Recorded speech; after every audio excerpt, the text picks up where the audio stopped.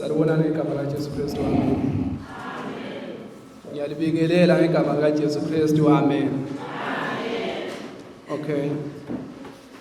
Ngivumela phansi kakhulu.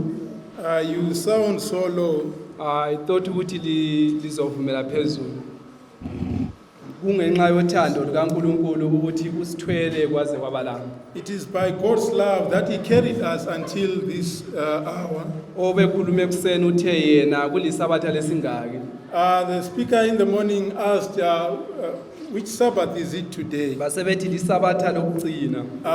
It was confirmed that this is the last Sabbath So this year. kungumusa kaNkulunkulu ukuthi siphilile from the first Sabbath asafika isabatha lokugcina It is semaphila. by God's grace that we've lived from the first Sabbath until Yikho this last Sabbath. ngilibulisa ngegama likaJesu onguyosiphilisayo. That is why I greet you in the name of Jesus Christ, Mhlawumbe the one who gives us mangaphinda life. ngemva kokulikhumbuza lokho. Mhlawumbe mangaphinda ngemva kokulikhumbuza lokho. Maybe I can repeat after having reminded you. Ngiyalibulisa ngegama likaJesu Kristu, amen. I greet you all in the name of Jesus Christ, amen. uNkulunkulu muhle sihlobo zami esithandekayo. God is good, brethren. Ngoba esigcinile kwazi kwabalana. Because He has kept us until this time. Kulesizathu ukuba why esigcine kwaze kwabalana. There is a reason why He has kept us until this Esinye far. sakhona ngesokuthi mina nawe sizoqedelela umsebenzi wakhe. One of the reasons is for me and you to finish up the work So, that He has given us. Yikho bengi-expecta uamen omkhulu ukuthi uNkulunkulu usigcinile kwaze kwaba namhlanje. That is why I expected a big amen, because Abanye God has we went kept us through until. ama-challenges ahlukeneyo. Sidlule phakathi kwey'nkinga eziningi phakathi Abanye konyaka. sihambe through ukugulelwa. Some of us have received news of sicknesses. I remember some weeks ukuqala uJanuary, ukuqala uDecember. I remember beginning of December, Umama ufike egula. my mother was sick. She came Ngendlela engakaze ngakubona ukugula kwakhona. in a way that I did not So expect. uthe mayesephilile.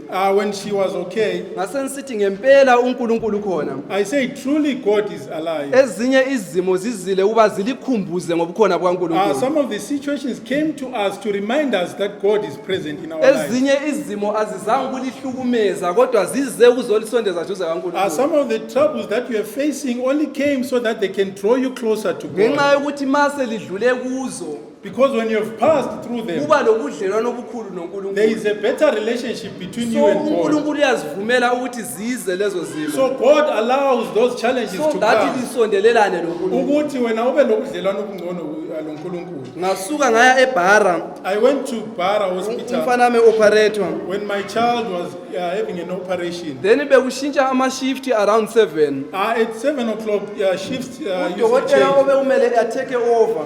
The doctor was supposed to take over. Immediately before athathe nje umntanami. Before he took my child, Wawela phansi waqala ukuphalaza. he fell down and started vomiting. Wasegula ukudlula umntanami. He got sicker than my child. Basebemthwala bamusa esibhedlela sabadala. They took him to the hospital. Wasekungikhumbuza ukuthi impilo ayikho ezandleni zabodokotela. It reminded me that life Kodwa is not in the impilo hands isesandleni of sika Jehova. but life is in the hands of Yikho God. ngithi kunguJehova osithwalile kusukela ekuqaleni That komnyaka. is why I'm saying it's God who has carried us Kuze kube namhlanje. until today. Ngiyalibonisa futhi bandla ngegama likaJesu. I greet the church in the mighty name of I Jesus think Christ. sesisonke manje. I think we are together now. Sesiwakhumbula amandla kaNkulunkulu. We now remember the power of I'm God. sure nawe kukhona okukhumbulayo ngoNkulunkulu. I'm very sure that there is something that you remember that God has There's a done for you. lot okwenzekile umnyaka ukuze kube namhlanje. Kunengi that has happened during the year. Abanye mhlawumbe like ladlula kubo corona bona labo. Maybe some of us got sick of corona during the Kodwa year. labuya laphila ngenxa yokuthi uJesu khona. But God gave you life. So siyabonga uNkulunkulu ngalokho. So we thank God for that. Benginosifiso esikhulu sokubana ngize nodadewethu. I had a wish to come with my sister. Ngembuzo eminingi akade ngibuza ngayo ngabantu baseTafontein because makade sivakashele bethola seTafontein. She has got a lot of questions about the people of Tafontein. But because she ngenxa used to yokuthi come to befike Tafontein. late then wasesithi uzoza ngesinye isikhathi. Just because she came late, she said she will come on another day. Wasethi yena uthanda ukuhlabelela kwalapha ekhaya. She said she likes the way this church sings. So uNkulunkulu emuhle enjalo God being so wonderful, usinikeze umlomo oba simdumise. He gave us this mouth so that we can praise Him. So kuyisimanga ukuthi uNkulunkulu esimonela kangaka It is a wonder that the God whom we still sin against, usasiriwada ngezinto ezinhle He esizenzayo. still gives us a reward with these blessings. Ngase ngithi mase ngiphuma endlini When I was coming out of my house, kwayilapho bengibuza ukuthi uzofika ukhulume ngani. and she asked me, what are you going to speak about? Lapho besokubuza indlovukazi. It was my wife who was asking now. Then ngase ngiphendula ngathi mina ngizofika ngikhulume ngoDaniel. I said I'm going to speak about Daniel. Leso kuyichapter ethandwa kakhulu endlini. It is a chapter that we like in our house. Ngenxa yokuthi indlovukazi yenza kancane Just because my wife, she's slow, akakwazanga ukuthi ayenze eqede ngesikhathi. she could not finish her duties in Kodwa time. kwelinye ilanga masingavuka ngo4 If one day we wake up at 4 a.m., ngokufuli siyabe sizafika siyibambe divine service. we'll be in time for divine service. So ngase ngimshiya So I left her behind. kodwa wasethi uyalibulisa la ngegama lika Jesu. She also greets you in the Then wonderful name umfana of nawe Jesus. befisa ukuza nami. Even my child wished to come with me. Kodwa ngenxa yokuthi masokubelethe indlovukazi Just because the wife is late, sokubelethi naye. even him is also late. Wasekhala engagqokanga engilandela wasala kanjalo. He was crying, following But me. imessage ebengizolinikeza yona. The message that I was going to deliver Imessage to ebesiyiprepare sisonke. you, we will prepare this message together. Kuyimessage esebhukwini esilithanda kakhulu. It is a message in a book that we all love. Ibhuku lika Daniel. It is in the book of Daniel. Almost ama chapters onke ka Daniel. Almost all chapters in Sifunde Daniel. ukwathanda maybe in the last 4 months from lapho kubo June. We got used to liking them within the last 4 months.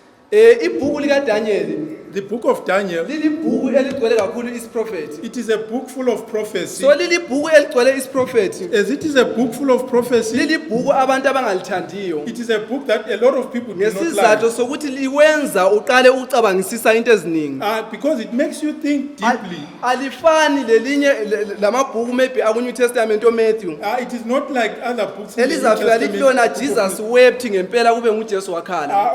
uJesu wakhala, and truly Jesus cried. Kodwa elika Daniel libala kwezinye indawo olifika likhulume khona into edinga ukuthi ujule ngokuzwisisa ukwenzela ukuthi wazi ukuthi kukhulunywa ngani. Because the book of Daniel gets to a point where it talks about something that you really have to apply your mind for you to So understand. sathi sesifike ku last chapter ka Daniel. So when we had gotten to the last chapter of Daniel, Sasesibuyela saya ku Daniel chapter 1. we went back to the book, to chapter 1, Lo chapter 2 lo chapter 3. chapter 2 and 3. Sibheka imessage enkulu eku Daniel. We're looking at the big message that is in Daniel. Imessage engadingi ukuthi ujulise ingqondo A kakhulu. message that does not need you to think deeply. Message mhlawumbe engakwenza ukuthi uthanda ibhuku ungasaliboni ngohlobo lwalolo olidinga ukuthi ucabange kakhulu. It is a book that will make you to like the book and maybe not think of it the way you used to. So sizohlala kakhulu ku Daniel chapter 2 lo chapter 3. So we are going to be focusing on Daniel chapter 2 But and 3. before ngiye ku Daniel chapter 2 lo chapter 3, But before I go to the book of Daniel chapter 2, ngizobuyela ku chapter 1 in summary. I'm going to summarize chapter 1. Chapter 1 usintroduce kulamadoda la eku captivity eBabylon. We are introduced to these men who are in captivity in Sitshela Babylon. ngokufika kwawo eBabylon. We are told about their arrival in Babylon. Then verse 4 and verse 5 Verse 4 and 5. ebese sitshela ngokuthi kwafuneka amadoda ayabe akhaliphileyo. We are told that wise men were being Kwafuneka amadoda ayebukeka healthy. they were healthy. They were supposed to be healthy. Kwafuneka amadoda lawo ukuze athwasele ukuseva esikhosini. These men were supposed to be trained to serve in the king's palace. So abantu ababebathwasisa Those people were supposed to train them. kwakungabantu abaziwa njengabantu abalolwazi. They were known to be people with wisdom. So kwakungabantu abaziwa ngokuhlakanipha. They were known to be people who were wise. So uchapter 2, So in chapter 2, uchapter 2 oDaniel basebesemnyakeni wabo oqala sebewuqedile sebengena kunyaka wesibili. Daniel and his friends had just finished their first year. going into Bethwasela the second. ukuhlakanipha kwaseBabylon. Being trained to be wise in the knowledge of Babylon. So uDaniel chapter 2 okwenzeka uDaniel chapter 2 What happens in Daniel chapter 2 kwenzeka lamathwasa engakaqualify.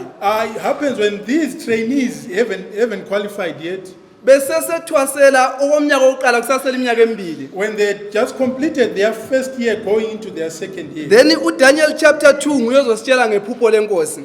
Daniel chapter 2 will tell us about the dream of Then the king. inkosi isibe lephupho yalikhohlwa. When the king had had a dream and had forgotten it, Then ibisibiza bonke abahlakaniphileyo. he calls all his wise men. Likhumbule ngithela amadoda asathwasela ukuhlakanipha. Remember, I said these young men are So trainees. kulaba ababizwayo bona abekho kuleyo class. Those that are being called are not in that Kodwa class. kubizwa ama-teachers abo. Their teachers are the ones that are being called. Bese bebizwa ukuthi bezochaza iphupho They lenkosi. are called to explain or to interpret the dream of the king. Ma besizochaza iphupho lenkosi, When they come to interpret the dream of the inkosi king, ikhuluma into engavamanga ukuyikhuluma. the king speaks something that is not Ithi yona usually this spoken. time ngifuna umuntu ozongitshela ukuthi ngiphupheni. The king says, "Ngalesi sikhathi, I want someone to tell me what I have dreamt. Engangitshela ukuthi ngiphupheni. If they have told me what I've dreamt, Abese about, buya engichazela then ukuthi they should interpret what they've told me." maybe let's read to verse 7. Daniel chapter 2, verse 7. Yes. They answered again and said, "Let the king tell his servants the dream, and we will show the interpretation of it." All right. Lamadoda mayexoxisana lenkosi. When these men were speaking to the king, Athi inkosi sicela usitshele ukuthi uphupheni. they said, "King, can you please tell us what you've dreamt about? Bese sikutshela ingcazelo yephupho lakho. Then we are going to interpret the dream." Then uverse 8 abese sithi yena, Verse 8 says, ngiyazi ukuthi lizothenga isikhathi. it says, "I know you've come to buy time. Ngikwazi kahle ukuthi lokhu engikuphuphileyo sokuhambile kimi. You know very well that what I've dreamt about, I've forgotten. Ngaleso sizathu uma ningangitsheli, Due to that reason, if you do not tell me, then lina lizokubulawa kanye labanye bonke abahlakaniphileyo. all of you are going to be killed together with all the wise men. Then uverse 11 bese bephendula amadoda bathi, Then in verse 11, these men answer and lokho say, ukukhulumayo this that you're speaking of, kunzima futhi akukaze kwenzeka. it is difficult and it has never Ngaphandle happened. makungenziwa nguNkulunkulu engahlali enyameni. Apart, if it can only be done by God who does not live in the flesh. Cha sifunde. Verse 11. Chapter 2, verse 11. Yes. And it is a rare thing that the king requireth, and there is none other that can shew it before the king, except the gods whose dwelling is not with flesh. Le kuyimpendulo yamadoda abechaza iphupho lenkosi each and every time. This is the reply of the men who are always interpreting the king's dream. But this time ngokuzwisisa kwabo, But this time, to their understanding, bathi uNkulunkulu onempendulo yalapha he said the God who has got the answer to this akahlali labantu. does not dwell with men. Ithini ngilitshele zihlobo zami ezithandekayo. Let me explain one thing to you. Ama problems elinawo The problems that you have asolvwa ngumuntu ohlala laye. cannot be solved by the person who you Kodwa live with. solvwa uNkulunkulu osezulwini. They can only be solved by God who is Lezi in heaven. zangoma zavuma. These magicians Zathi agreed. kudala sibhula. He said, we've been given Kodwa inkinga inkosi esibhekane nayo but this is the problem that the king is facing. ayikwazi ukusolvwa ngumuntu. It cannot be solved by any person. Ingasolvwa kuphela ngubaba It osezulwini. can only be solved by a God who is in heaven. Inkinga The onayo problem that you have, ayikho emandleni kamfundisi ukuthi ilungiswe. it's not in the pastor's power for him Kodwa to solve, isemandleni kaJehova. but it is within God's power. Ungalandela kahle ukuphendula kwalamadoda. If you follow closely, Ayesegeza izandla. they were washing their hands. Ethi enquire emuntwini ongcono kunathi. Said, ayasithi yena uzani emuntwini who is better than us. Many a times lapho esifika khona sibuze abantu. There is a lot of time that we go and ask. Sicabanga ukuthi bazosixazululela inkinga We esinazo. think that they can solve the problem Instead that of we have. ukuthi bazixazulule inkinga esinazo. Instead of them solving the problem that we Bazenze have, zibe wesi. they even make the problem worse. Abenzanga wrong. They did not do wrong. Kodwa vele kungaphezulu kwamandla abo. It It is is beyond only them. God okwazi ukuthi ethathe imithwalo yabantu. nguNkulunkulu kuphela who It can is only carry the God burden of olama people. answers to your questions. nguNkulunkulu kuphela olempendulo embuzweni yakho. Asiye ku verse 12. Verse 12. For this cause, the king was angry and very furious, Yes. and commanded to destroy all the wise men of Babylon. All right, 13. 13.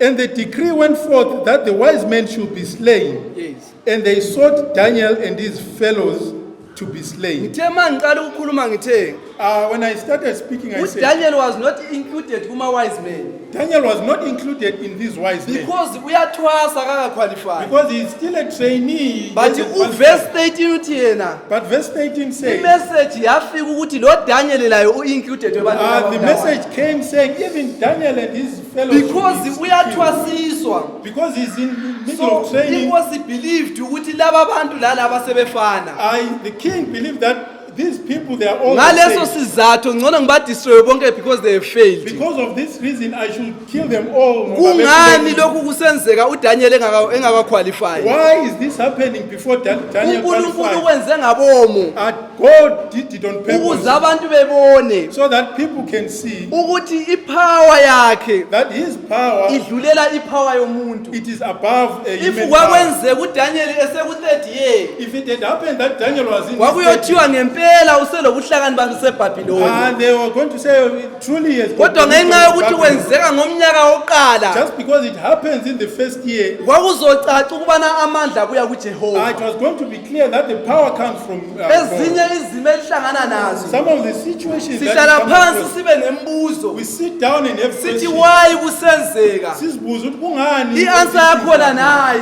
This is the answer. ukuthi uphakamise uJehova abantu This is bephenduleke. the time when you have to lift up uNkulunkulu wenze ngabomo. God has done it on Abanye purpose. abantu they have lost imisebenzi, People have lost their jobs. kodwa bese bezibuza ukuthi kungani inkosi mina. And people ask themselves, why Kwesinye me? isikhathi akusikho ukuthi ufuna ukuhlukunyezwa, It is not because God wants to kodwa trouble you. kuyikuthi you are a Christian, uNkulunkulu ufuna ukubona ukubana ama-Christians ayasurvive without umsebenzi womuntu. It is a situation where God has to show So that lesi Christians can simo survive senzeka without God. kuDaniel kungumnyaka wakhe wokuqala. This happens when Daniel is in his Ngiyacabanga first year. ukuthi ngoba wayeseyindoda engathi khulakhulile, I'm imagining since maybe he was ungafunda a grown uverse up, 5 esidlule kuye, if you read chapter 1, if you read verse 5, ithi enye yezinto abamele bezifunde he said some of the things that they were supposed to learn. ilanguage yakhona ngalo. It is the language. So Lulimi. ngiyacabanga ukuthi lento le isenzeka I'm thinking that when this thing uDaniel was happening, wayesafufuza lokuzwisisa ulimi lwabo. Daniel was still struggling to uNkulunkulu even wafuna interpret ukubana the language. bezwisise And God wanted them to understand ukuthi lokhu kungamandla ami hayi omuntu, that this is my power. ngoba not a human power. kungenzeka on the third year If it happens, they in the will 30s, assume ukuthi kungamandla emfundisi yasebhabhiloni. Babylon, ukuthi it is the power of the wisdom Ngaleso of Babylon. sizathu kuma-challenges ohlangana nawo, Due to that reason, the challenges that indawo you go through, pray ususithi nkulunkulu phansi ukhuleke and say, ngicela God, ungenze isibane make me a light, njengodaniel through ubuhlungu engidlula kubo, like Daniel through the bese pain that I've kubonakala gone wena kuphakame wena.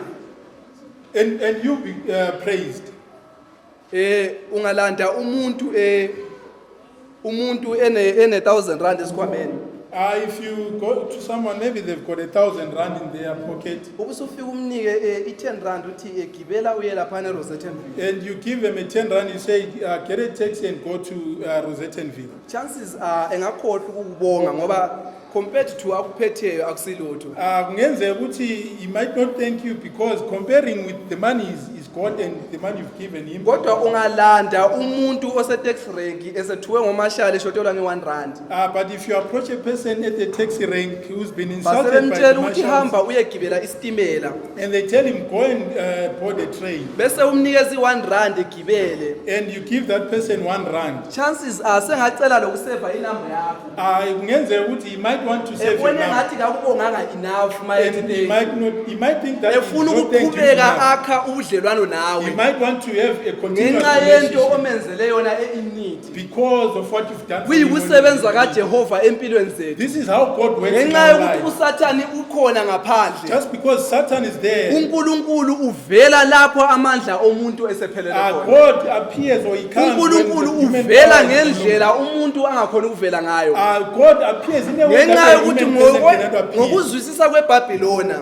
Through the understanding of wawungakwazi Babylon, ukuthi kuthiwe ungohlakaniphile ocacileyo ungaqedanga ikhosi ye-3 You years. could not be said to be wise if you don't uNkulunkulu finish wenza the ngaboma ukuthi isigameko senzeke before i-3 years And ifike. God does it on So purpose that so that this thing everyone happens. glorify uNkulunkulu So that engaglorify wonke umuntu. umuntu adumise uNkulunkulu osezulwini. Verse 14. uDaniel buys time now.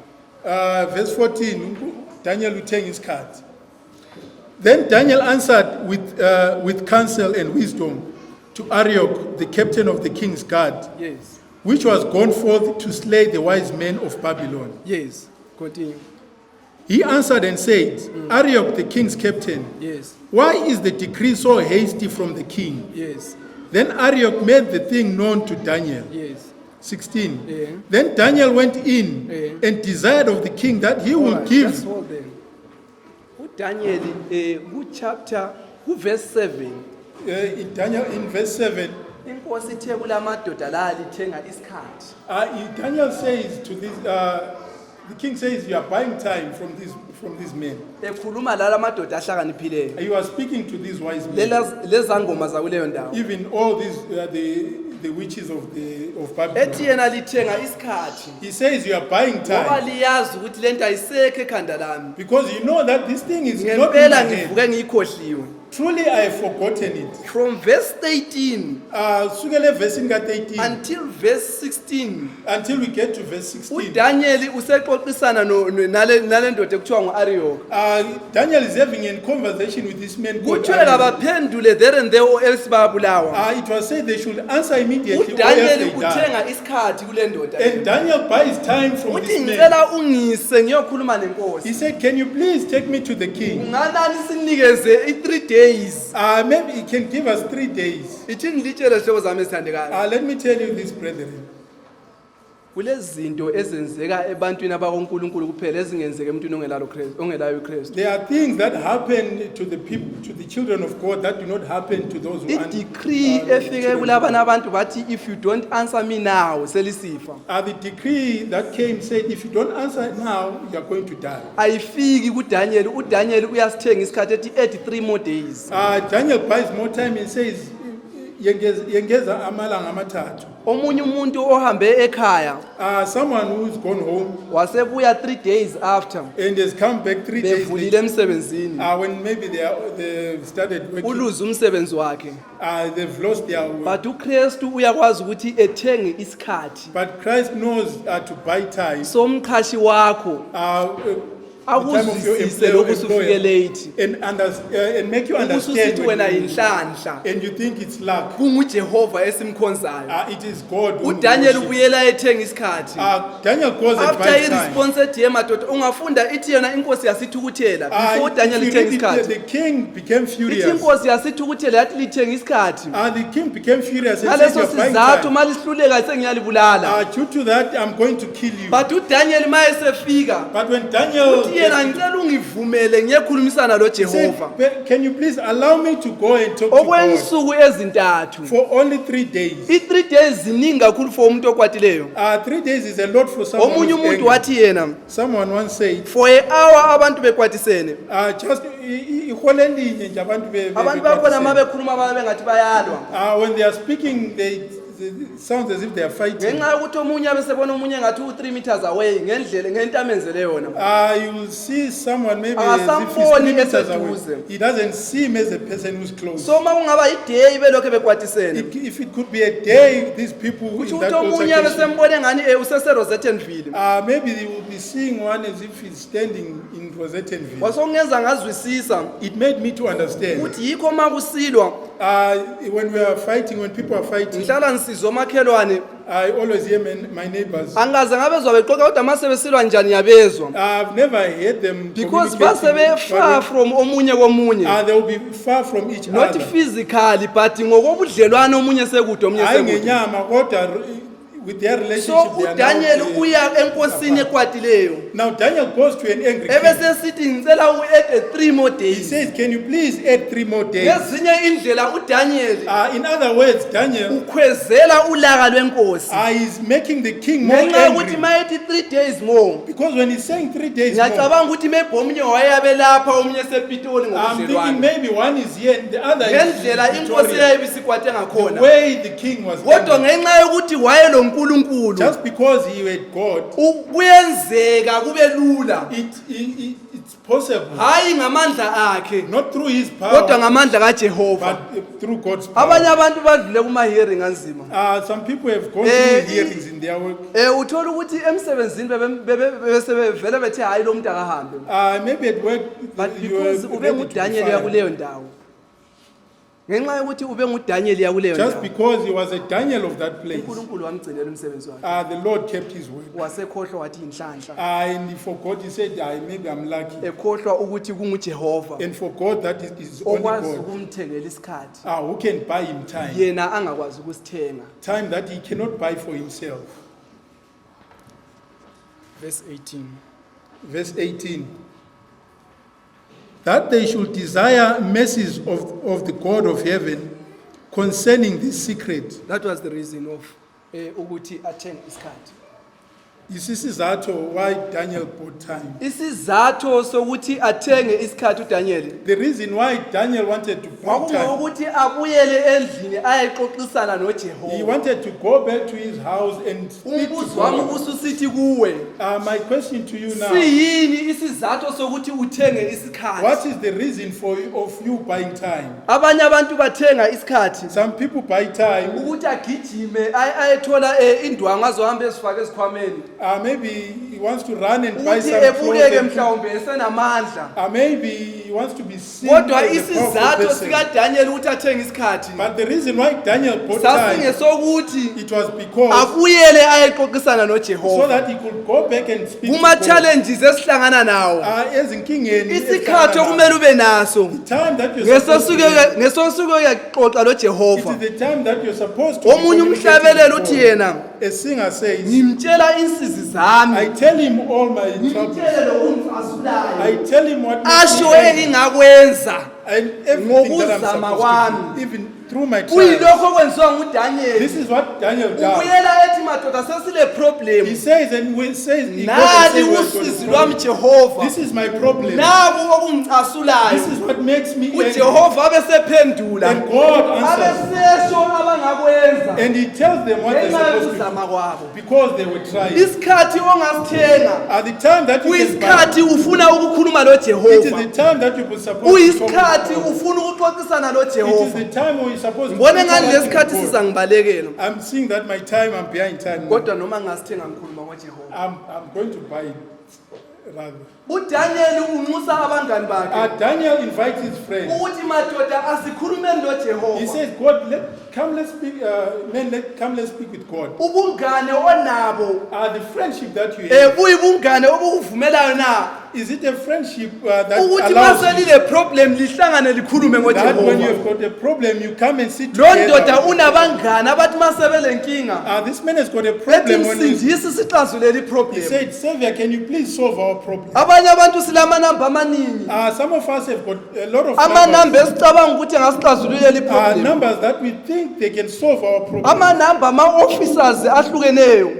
A number of, Ukuthi mase kunje ngicabanga ukuthi u-officer bani ngangisiza. I'm thinking of a certain police Kodwa lo officer. ndoda wayele namba yabangani bakhe. This man had a number of Abathi his mase friends bele problem that when he had a bese problem, behlanganyela bebiza they uJehova. come together and call the name of God, Ebesephendula. and he answers them. Kunamandla ebunganini obunoJehova. There is power in friendship. If that is with ungalandela God. throughout the Bible, Mawulandelele abantu eBhayibhelini, ababe united in prayer people who are united, bonke entered bakwazi ukuthi bephumelele. they were able to So succeed. mawunobungane obunoJehova If you've got a friendship, a relationship that has got Christ in it, ubekwazi ukuthi usempumelelweni. know that you are bound to succeed.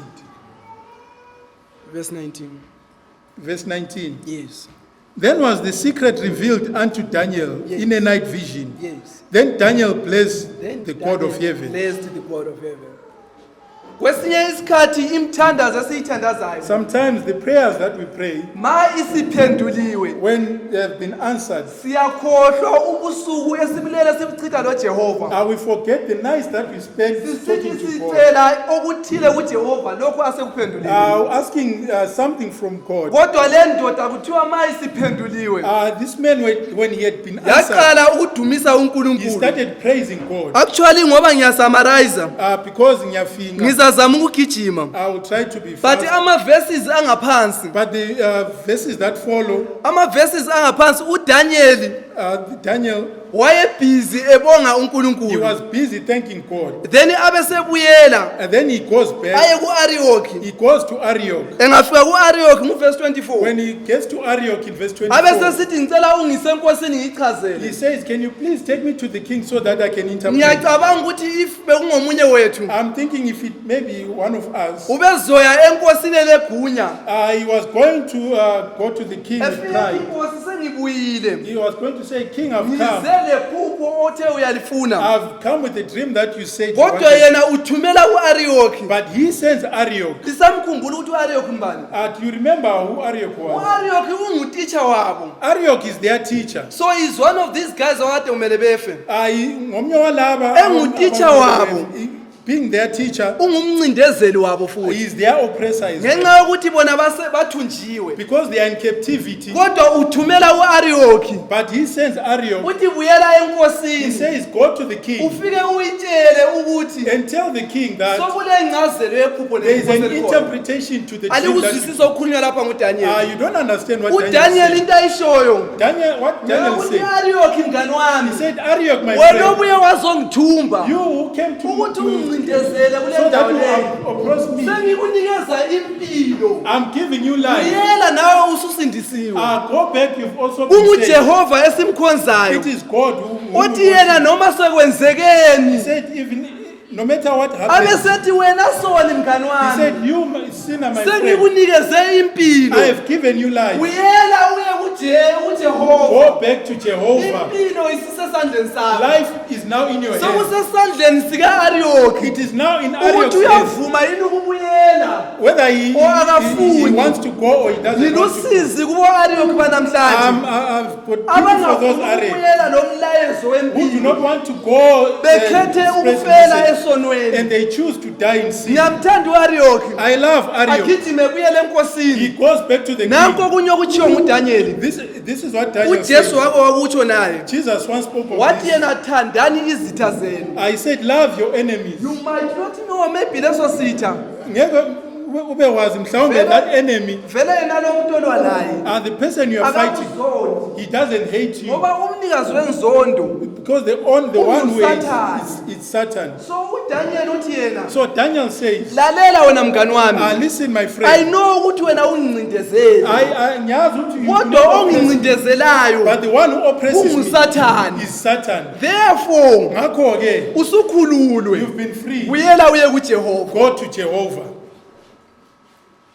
omunye wathi yeka uthando lungaka ukuthi thina siyizoni That as sinners as we are, sibizwe ngabantu abakhe we are called sons. If kwakuyabe and kuyimi, daughters. If it was me, mhlawumbe ngangiyacabanga ngenye indlela I was going to think it ukuthi in mhlawumbe another way. mangaya enkosini If I go to the king, izovela ikhulula isizwe sakithi he was going to free the whole ibisithi nation. kasihambe leso He sizwe was going to say ngoba this nation must sinokuhle be free. kuphela esikulethayo Because they've bese brought kwakha good things. nobudlelwano kwami nenkosi Then you're going to bring Kodwa a free uDaniel- relationship. But Daniel wenza ngendlela ehlukile does it in a different way. abesethi mina am saving isitha sami Uthi mina ngiyasindisa bese isitha, ngisindiswa kanye naso and I'm going to be saved together with him. Jehova unamandla sihlobo sami God has got power, my friends. verse 25 Verse 25. ngifuna licompare now this is Then Arioch brought in Daniel before the king in haste, and said thus unto him, yes I have found a man of the captives of Judah that will make known unto the king the interpretation. all right u-Arioki mayesefika enkosini When Arioch gets to the king, uthi sengimtholile he said, I have found umuntu ozochazela inkosi iphupho someone who's going to interpret the king's dream. othola omunye uDaniel lo Arioki ngibani othola omunye Who has found who here? Is it Arioch or Daniel?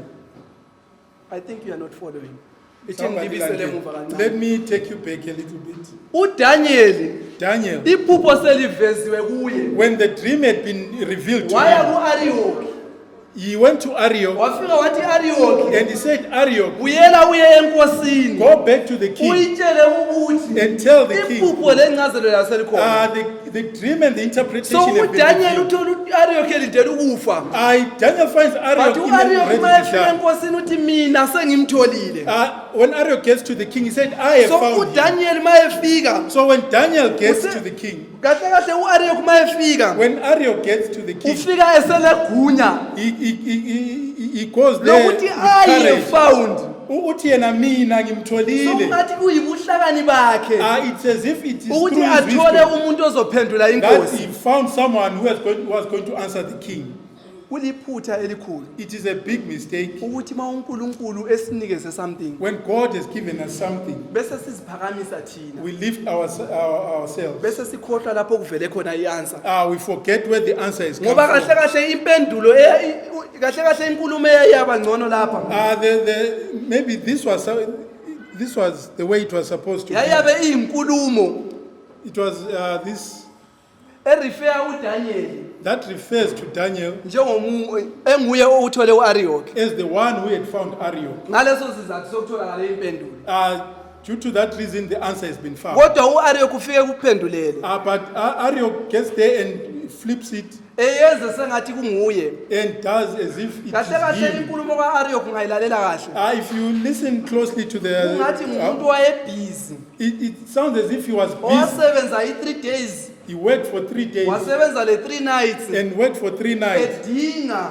looking for umuntu ozochazela inkosi someone who was going to interpret. yena uArioch wayelele When elindele nje ideyi yokufa was waiting for his day. that was kodwa the supposed way to be akhuluma slain. ngakhona But the way that he says it, let us be careful asihlakanipheni ngepride esiba nayo ngokuzibonakalisa nalokho esibala. esinakho With what we have, esicabanga ukuthi sizitholele khona that we think maybe we got it from for kanti ourselves. lempilo esinayo Even the life that we have, asizitholelanga yona we did not get it on our own. lemsebenzi esinayo Even the jobs that we have, asizitholelanga yona it is God who gave us. labangane onabo Even the friends that we have, mhlawumbe awuzitholelanga bona maybe you did not get them on your own. verse 26 Verse 26.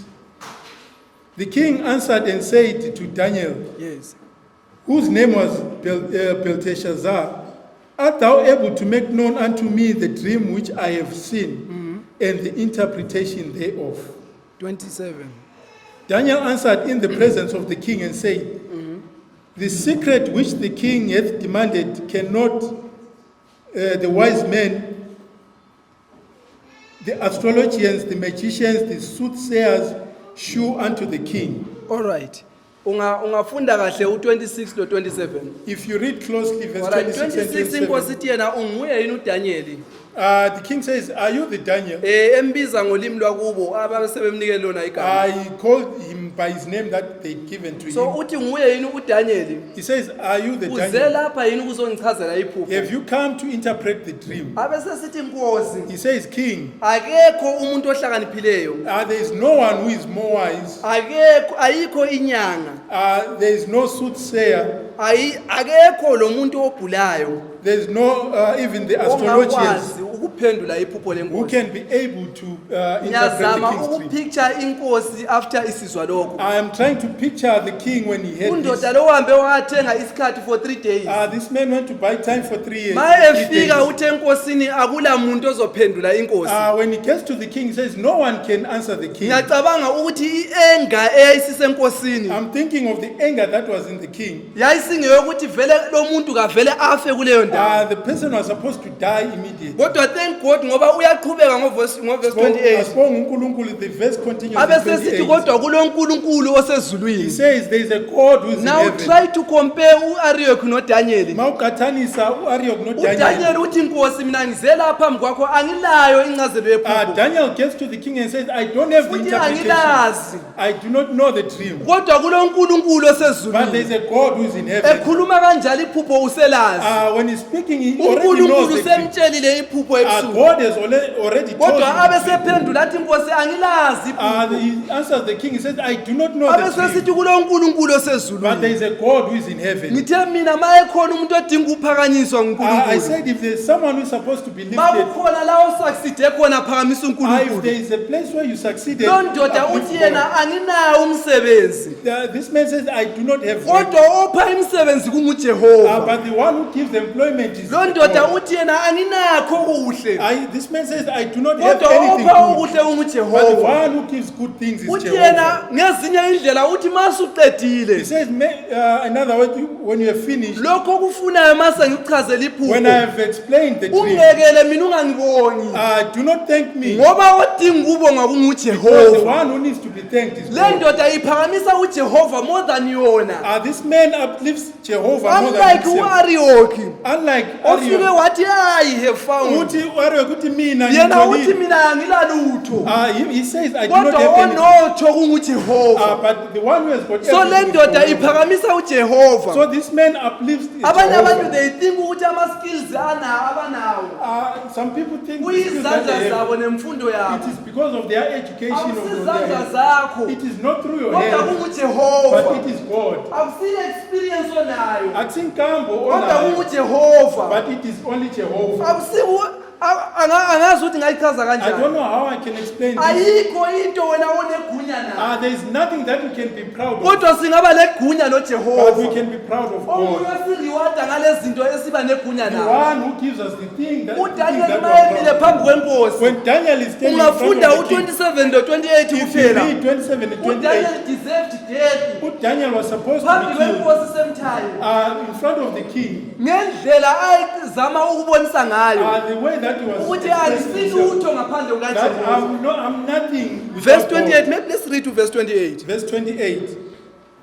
But there is a God in heaven yes that revealeth secrets and maketh known to the king yes Nebuchadnezzar what shall be in the later days. yes Thy dream and the visions of the head upon thy bed are these. gcina ku-29 As for thee, O king, yes thy thoughts came into thy mind Yes. upon thy bed. yes What should come to pass hereafter? And he that revealeth secrets maketh known to thee what Mthe- shall come to pass. ngithe ngifunda uverse 29 When I was reading verse 29, ngabona uthando lukankulunkulu I saw the love of Christ. udaniel uthi yena enkosini Daniel says to the king, kodwa kuwe nkosi to you, O king, uthe usuzilalela embhedeni when you're sleeping in your bed, waqala ukucabanga you started thinking. then impendulo Then the reply, ujehova wasekunikeza yona ebusuku. God gave you. so sinonkulunkulu We've got a God okwazi ukufunda imayindi yethu who knows how to read our abe mind sesinikeza lokho kumayindi yethu and gives us that before we which need is and pray singakaguqi isithandazo. sinonkulunkulu We have got a God ongakhethi imhlobo who does not choose any race, ongakhethi umuntu okuhlangothi lwakhe kuphela who does not only choose the ones kodwa that are with ophendula him, wonke umuntu who replies everyone ngendlela afisa ngakhona the way that he wishes. sinojehova We've got a Jehovah okwaziyo who knows esikucabangayo our thoughts abesephendula and he replies before we even pray singakathandazi. I thought you say amen Bengithi lizothi amen. kunenge esikufisayo There is a lot that we wish for. esihlala sikukhuluma engqondweni zethu We speak of these thoughts okunye right through our kwakhona mind. sikubone sengathi akunanidi yokuthi sikuthandazele We see those things as kodwa visitors. ujehova ofunda ingqondo But the God who reads our thoughts, uyaphendula he replies. angathathi isikhathi He does not delay. uvele He asiphendule replies us. let's rush to verse 31 Verse 31. yes maybe let's verse 31 yes Thou, O king, Yes. sawest and behold a great image. yes This great image whose brightness was excellent yes stood before thee, all right and the form thereof was from terrible. verse 31 Kusuka kuvesi ngeka 31, udaniel uyaqala ukuchaza iphupho lenkosi Daniel starts to interpret the dream of the abe king. sesithi inkosi He says, O king, wena uthe ulele you when you are asleep, waqala ukuphupha isithombe esikhulu esisabisayo. You dreamt of a huge Ma image. uDaniel eqala ukukhuluma, When Daniel starts to speak, uyaqala ukubuya he enkosini starts to come to ukuthi the king's yilo mind. iphupho That engiliphuphileyo. this is the dream I Abe dreamt. selichaza iphupho. Then he interprets the Kahle dream. kahle akhulume ngephupho azayiqeda. He talks about Abe the dream sesithi, until he "Nkosi, finishes. And he says, "Okay, Bekulekhanda legolide. there was a head of gold. Kwasekuba nesifuba.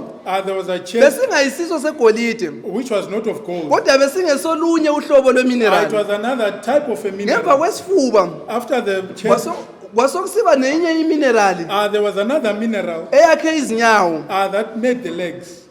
Ngemva kwalokho After that, leyo minerali yaxubana nodaka.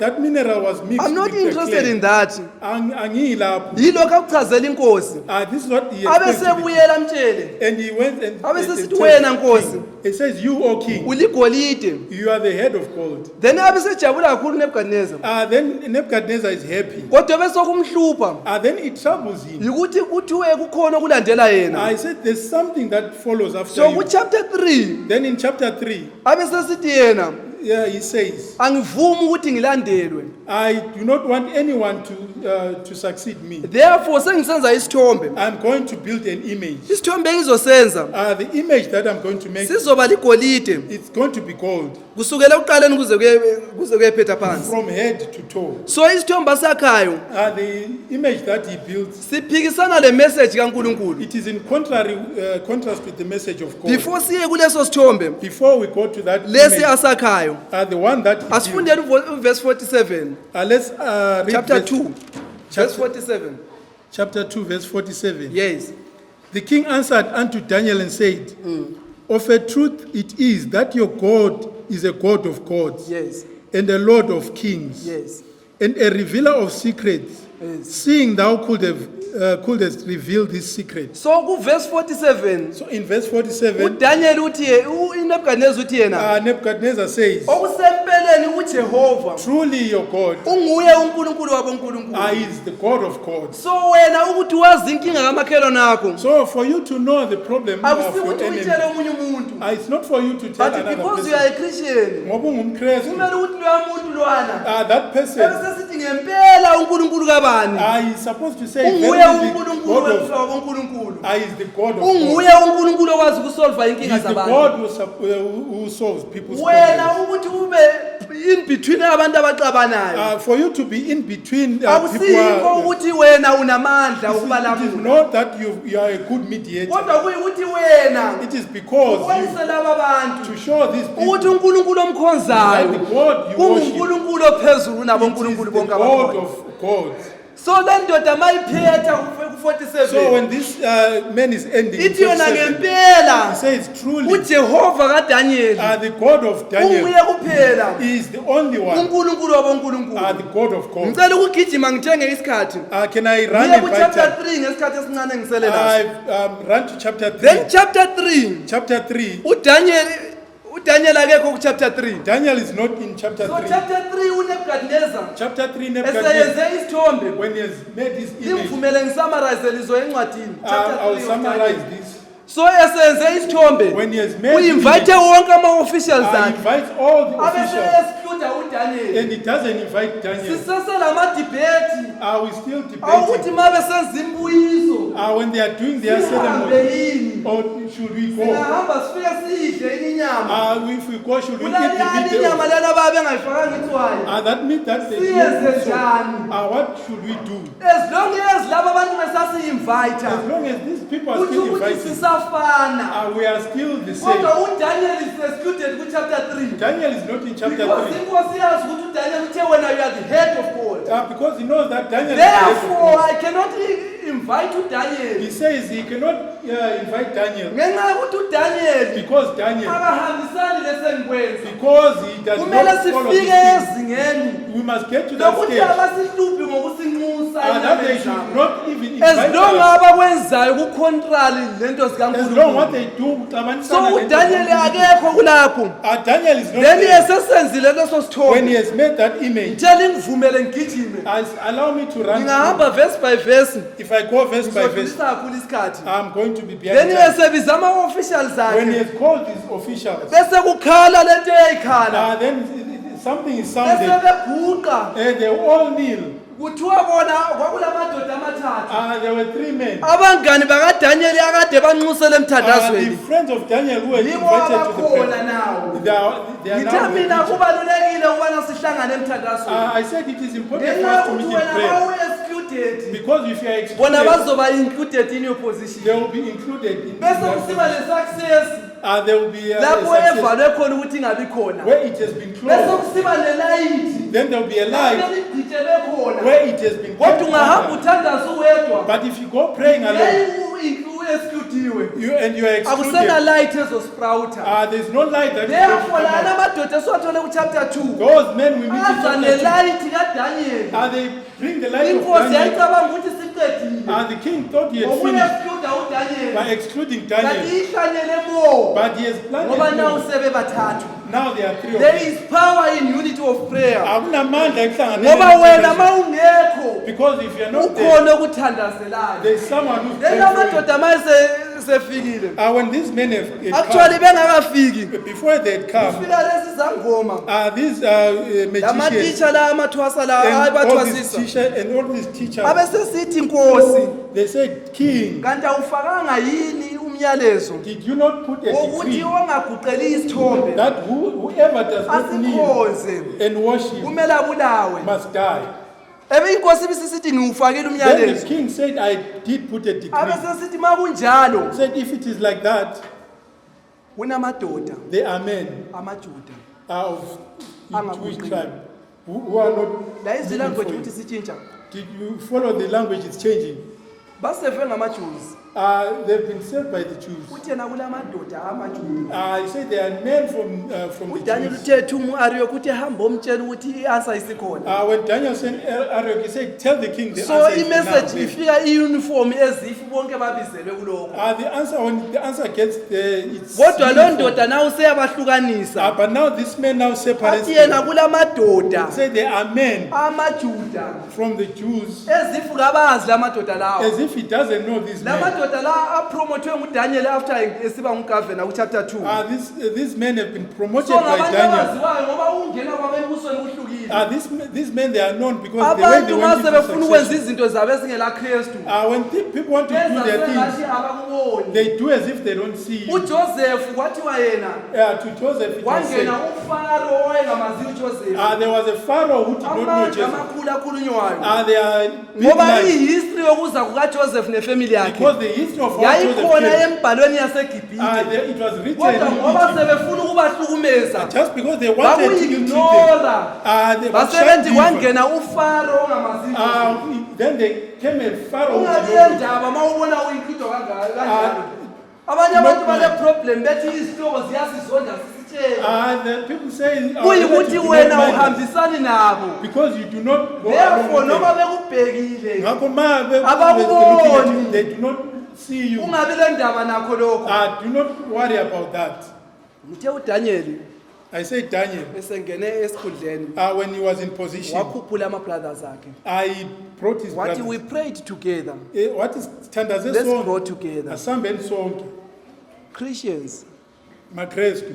bane-problem AmaKrestu anenkinga. kungangcono ukuthi ngiyesebenza labantu engabazi It is better for me to go and work with people that I do not know. ngingasebenza lalo engimaziyo If I work with this person, I uzazenza ngcono ufuna ngidlule make himself better, maybe be above me. so kungcono sibe sihlangana kuprayer band ekuseni It's better we meet in prayer. bed. yena ebelokhu eletha inkinga mina zenzetha ukubonga Bringing problems. kodwa me, I'm bringing udaniel wenza thanksgiving. ngendlela ehlukileyo Daniel does it in a uthi different mina way. ma ngiphakama When I'm uplifted, ngicela ukuphakama nani can I please be so uplifted with you? suso esiba ngukavena When he's made to be a governor, wabenza ama-officials la phansi kwakhe I made them to be officials. so let us learn lathi Sikufundeni ke Lord, ukuthi ma sikhuphuka that when we arrive, khuphuka nomunye umzalwane you may arise with another awazi person. funa next time Maybe ngesikhathi nguye esilandelayo futhi is ozokukhuphula the one who is going to. ungesabi ukuthi uzosucceed ukudlula wena. Don't be afraid that he's going Ukusucceeda to. kwakhe His success kuyisibusiso is a kuwe blessing to you. ngoba wena ngomkhuphulileyo Because kwasekuqaleni. you uplifted him So in the first ukukhuphuka place. kaDaniel So Daniel's upliftment, ekhuphuka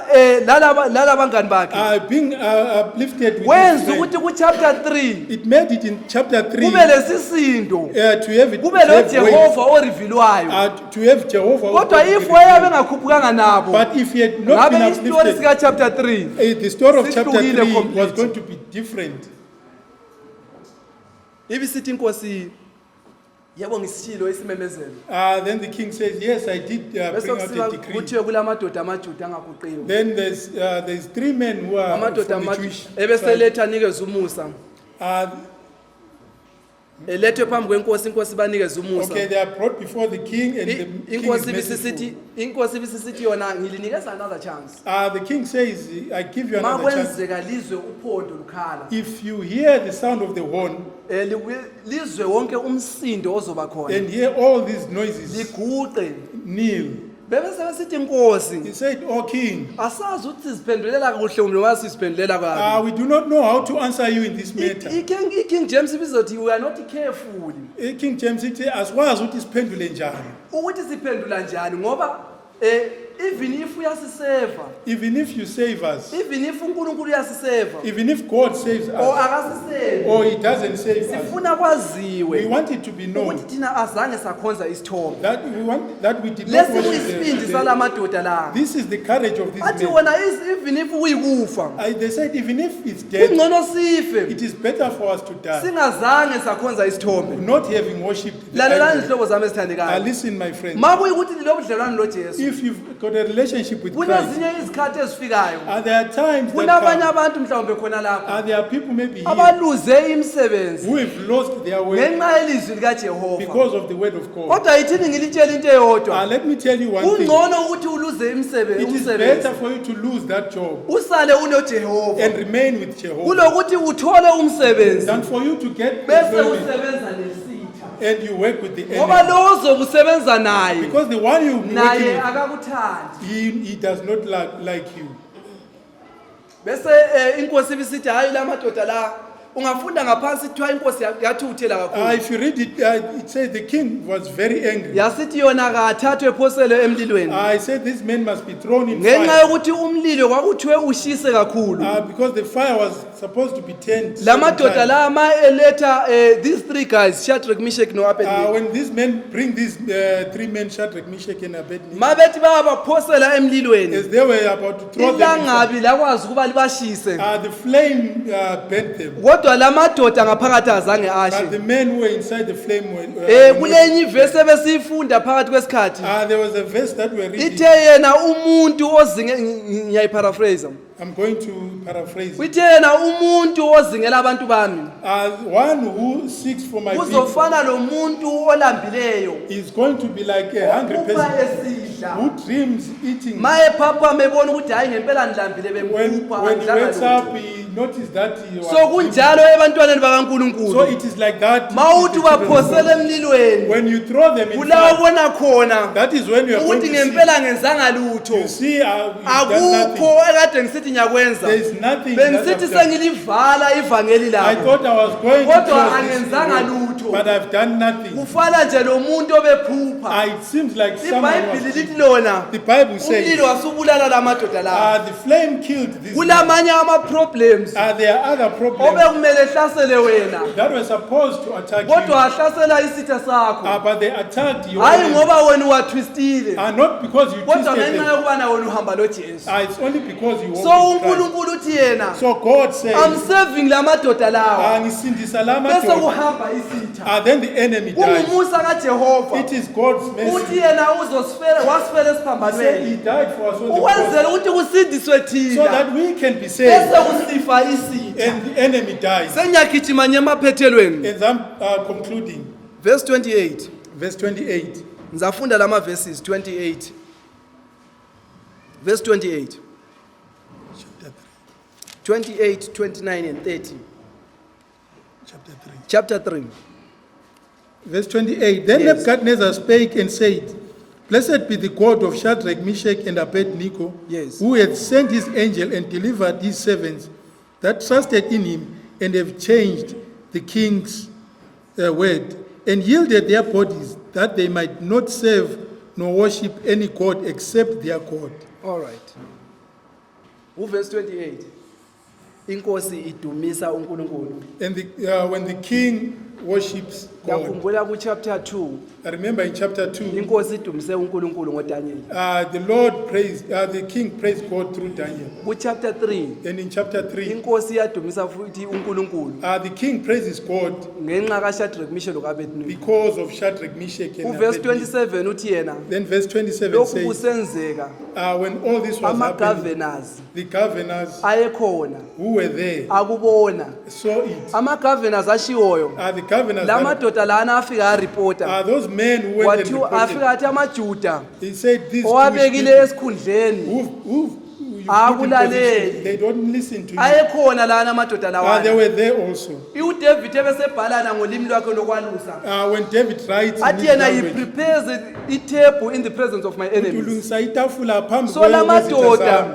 So these asevwa enemies, in the presence of ama-accusers abo. these are saved in So the la presence of madoda God. ayebhekile So these men were ukuthi looking ngempela that truly la madoda lawa these men, awathanga were thina not besicabanga ukuthi kuyikuphela we kwamajuda. thought it was the end Before of it. these verses, Amavesi la ngenxa yokuthi ngemva kwabo, siyagijima sesivala, because we're closing. before these verses Amavesi asemuva. kufika ivesi ethi yona There's a verse that la says, madoda la ayeba-accuser these men were accusing them. ayelindele ukubona ukuthi inkosi izayenzani. They were waiting to see what the king Kulabanye was going abantu to do. abalindele ifeyila kuwe. Some people are waiting to Wena see you fail. ungaconcentrate ebantwini abalindele ifeyila Don't kuwe. concentrate on people who are Kodwa wena looking for concentrate failure. kuJehova ukunikeza isuccess. Concentrate on Jehovah Then la who gives madoda you alindele success. ifeyila These men are waiting for failure. azokubona They susucceeda. will see you succeeding. Then abe sepraise uNkulunkulu wakho They nawo. are going to praise your God with you.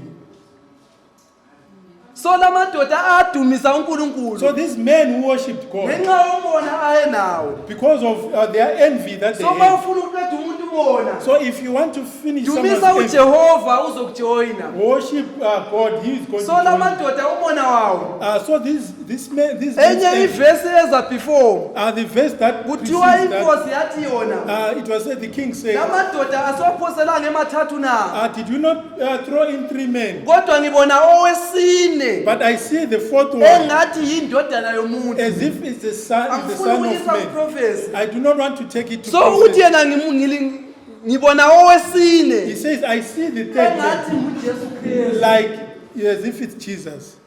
Uma selapho uNebukadneza uJesu Kristu. Where does he know Jesus Christ from? Wherever you are, Lapho khona. awukho mistake. You are not there by mistake. Share uJesu kuwo wonke umuntu. Share Jesus Christ. to uDaniel everyone. bemexcludile. When Daniel had been excluded, Wathi uNebukadneza lo Jesu ekhanda lakhe. I left Jesus in Nebuchadnezzar's So head. mayebhekile laphana wayeseyazi description kaJesu. When he was looking in the fire, he Wasokukhulu knew ukuthi it is- uzomkhoza it wakamkhozi. was up to him whether to worship or not to Kodwa worship. uyaconfessa ukuthi isifundiso sifikile kuye. But he confesses that Uthi the ngimbona lesson. engathi yindodana He yomuntu. said, I see as if it's the son Yena of man. ekhonza izithombe. But as him So worshiping idols. okumenza akwazi indodana yomuntu. What makes him to know the Ukuthi son of uhlale man? etafuleni lo It Daniel. is because he sat with Daniel. So by the just table. like Daniel, Daniel, lapho okhona, where you are, share ilizwi. share the word. Then I'm comparing these two verses. Sengiyaqhathanisa la Pressing mavesi on mabili. ukuthi la okhona share ilizwi. Ngigcizelela Then ukuthi after lapho that khona. ngiyavala. After that, I'm closing. It's verse 28 and verse 47, chapter 2 and chapter 3. 28. 47 chapter 2, 28 chapter 3. Sicela siwafunde. Iresponse kaNebukadneza ngumuntu oyi-1 okhuluma lamagama but wakhuluma ngendlela ehlukileyo. Chapter 2, verse 47. 47. The king answered Daniel and said, of a truth it is that your God is a God of gods and a Lord of kings and a revealer of secrets, seeing thou couldest reveal this secret. Chapter 3, verse 28. Yes. Then Nebuchadnezzar spake and said, Blessed be the God of Shadrach, Blessed be Meshach, the God of Shadrach, Meshach and Abednego, who hath sent his angel and who has delivered sent his angel his servants that trusted in him and have changed the king's word and Blessed be yielded. the God of Shadrach, Meshach and Abednego. Verse 47 chapter 2 uthe, surely your God is the God of gods. Uthi uNkulunkulu wenu uNkulunkulu ophezu kwabo uNkulunkulu bonke. Chapter 3 uthi, blessed is the God of Shadrach, Meshach and Abednego. Chapter 3 uthi ubusisekile uNkulunkulu kaShadrach lo-Meshach So lo-Abednego. chapter 2 uNebukadnezar uthi yena, And chapter 2 Nebuchadnezzar says, ubusisiwe uNkulunkulu wakho I said, blessed be your God. ngoba Is your God. unguNkulunkulu ophezu kwabo uNkulunkulu. Because he is a God who is above all Ngithe gods. mangikhuluma ngathi I'm pressing on ipoint ethi yona la ukhona share the word. Ngigcizelela umugqa lo othi lapho khona abela. Kwakungekho enough ukuthi uDaniel ephelele ekuchazeni kwakhe ku-chapter 2. It was not enough for Daniel to interpret Ngoba chapter wayethiye 2 inkosi isithi your God is the Lord of gods. because he had left it in that state where it said your God is the Ukuzwisisa Lord of gods. kaNebukadnezar ku-chapter 2 The understanding of Nebuchadnezzar in chapter 2, wayesithi uNkulunkulu wakho he was saying your God unguNkulunkulu ophezu kwabo uNkulunkulu bami. is a God who is above my God. Meaning ngiyavuma ukuthi uNkulunkulu wakho mkhulu. Akusitsho ukuthi I believe that your God is Kusho ukuthi bigger, usebenzisana nalaba bantu. which means he is working in tandem with Kodwa my mkhulu God. kunabo. But he is greater than them. Kuyilokho kubalulekile. That is why it is important. Abanye abantu savangela kubo sakhathiyana. We evangelize to a lot of people. Sakungabazwisisi kudala sibatshela ngesabatha into obvious. We kept on telling them about the To Sabbath. but them they don't isabatha lesande kuyafana. Who the Sabbath and Sunday? NjengoNebukadnezar othe your God is the God of gods. Nebuchadnezzar saying, Othe uNkulunkulu wakho yebo mkhulu kodwa unguNkulunkulu wabo uNkulunkulu bami. yes, your God mkhulu, but is a God who is greater than Kumele my sihambe God. nabo size siyefika ku-chapter 3 We must take them to chapter 3, verse 28. in verse 28. Lapho athi yena praise the God of Shadrach, Meshach and Abednego. Akadunyiswe uNkulunkulu kaShadrach, Meshach, lo-Abednego. Usemhlukanisa nabonkulunkulu He bakhe. is now differentiating with his That God. is why sine-problem yabantu. That is why we have a problem. with Abathi people. yebo idlozi likhona. He said, yes, the ancestors are uNkulunkulu there. mkhulu nguye obanikeza lawo mazwi. Our God is great, is the one who gives them power. Akaze lihlangane labantu phandle lapha. I've never met people outside Abathi yebo uNkulunkulu khona. who said, yes, God is there. Ledlozi likhona. And the ancestors are Ngesinye there. indlela bathi God is there and he is higher than our gods. But uNkulunkulu ukhona Bathi kulokusebenzisana in He between said abantu they ababili. do work in tandem with this. Hambani labo ngevangeli Go with them with until the word. liyefika ku-chapter 3 And go to lapho chapter abazabona khona ukuthi uNkulunkulu munye 3. And where they are supposed to see that God is akahlutanisanga one. nabanye uNkulunkulu He does not bese share with other gods. bezikhonfesela bona ngomlomo And wabo they should confess with ukuthi their mouth. praise the God that you worship Abadunyiswe uNkulunkulu ngoba unguye omkhonzayo, uNkulunkulu ophakeme. ngoba is the God who is higher than Masingahamba other nabo siye kanjalo gods. phambili If we go with them like that, okusempeleni laleli bandla lizogcwala truly this church is going to be abantu filled. abawoshipa uNkulunkulu oyedwa, People who worship one God. abantu abangamisa uNkulunkulu nabo uNkulunkulu. People who do not mix Isikhathi all the gods. asisangivumeli Time does not allow me. kahle kahle isikhathi abangitshele sona sesidlulile My time has passed. kodwa ngifuna ukulinxusela ekufundeni, I'm inviting you to study ngilinxusele la kuKristu. and inviting you to Christ. Okokuqala ngifuna ukunxusela ekufundeni. I'm inviting you to Ngithe this study. is one of izincwadi ekuthiwa zinzima. This is what is in Zima. It's hard to Entweni interpret. engizikhulumileyo angikhuluma ngaprofesi. I did not speak prophecy. Ngikhulume into ezilula ezikuDaniel chapter 2 lo chapter I 3. spoke of simple things. in So chapter ngifuna 2 and 3. ukulinxusela ekufundeni into ezilula I'm inviting you to read ezifihlwe simple- nguSathane wathi into ezinzima. Satan has hidden If and there said is these are anyone othi difficult. yena I wish ukuthi nami ngibuyele ngiyezifunda angicabanga ukuthi zinzima. Who said mfisa ukuthi Kodwa ngibuyele kule ndaba ngifunda. ezimnandi zosindiso But they are interesting. uSathane stories. afike wasipenda emehlweni Satan has wathi blinded lezi us. ncwadi zinzima kazifundeki. Says these. Kumele kube lo muntu okutshelayo ukuthi kulesilo laphana eqolo There yini. is someone who is supposed to tell you. Angizange ngalifunda mina iqolo lokhalo I did not. kodwa ngilivezele uKristu oletha usindiso. I revealed Christ. Ngililethele amandla kaJehova. I brought the power of. Ngalilethela izifundiso uJehova ufuna siphile ngazo. I brought you lessons. Maye Jesus khona othi supposed to- ngiyafisa engaphakamisa isandla Who wants to? umdala uzosithandazela.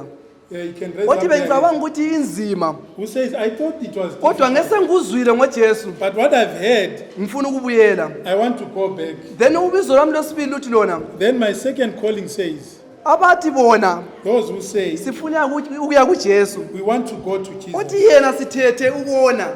He said, If you well, remember ku chapter 2 if you remember in chapter 2, uDaniel uthi yena Daniel says, Arioki Arioch, hamba uyomtshela ukuthi ususindisiwe inkosi. go tell the king that you've been So saved. uthi sifuna ukuya kuJesu I will say, want to uthi go mina to Jesus ngiyisoni as a sinner. angithume kuNkulunkulu ethi hamba uyomtshela ukuthi ususindisiwe through mina. I want to tell So la nxa that ekhona I've been saved. onjalo If there is someone like lebhuku that, uhlukanisa ngizocela ukuthi ame ngezinyawo can they uthi mina stand? ngifuna ukuhlala noJesu onjalo I want to be with that uthi Jesus yena hamba who sengikusindisile says, go, I've saved you. no matter how ngimonele kanganani Ungakhathalekile how much I've seen. kodwa uthi hamba ususindisiwe through He mina says, go, you've been saved. maye khona onjalo If there is someone like that, sivala umnyaka as we are closing the ethi year, yona ngifuna ukuvala ukuba loJesu I do not want to close kodwa with ngifuna Jesus. ukuhlala layo I want to ngoba be loba with him. sengonile Even when I've uthwala done wrong, ukona kwami he carries my sin abesethi ngihambe and he says, go ngiye kuNkulunkulu and go to God ngimsulwa clean ngenxa yakhe kuphela because of him. omaye khona onjalo ngaphakama If there is one like that, they can stay. kunabantu abaphakamileyo la uhambisa izandla ngizocela umdala ebathandazele abanye bakhona bathi uNkulunkulu sicela usinikeze ukufunda bese Some of sivilapha them say we want to study, we're very lazy. bese sivilapha okunye kwakhona savele sakufaka engqondweni ukuthi kunzima Some of the things are in our minds that they are difficult. siyabonga ukuthi kulula sikuzwile We thank God that it's easy. kuzindaba zosindiso throughout the Bible It's a story of redemption. abanye bakhona throughout bathi the Bible. sicela ukuhlala noJehova And some of them, they say we want to kuze seek kube with you, naphakade eternally. so sizogobisa amakhanda We are going to bow our heads. sithandaze then osivalelayo uzolandela Then the one who's going to abe close is going sesithandazela to. ngizocela umdala sithandazela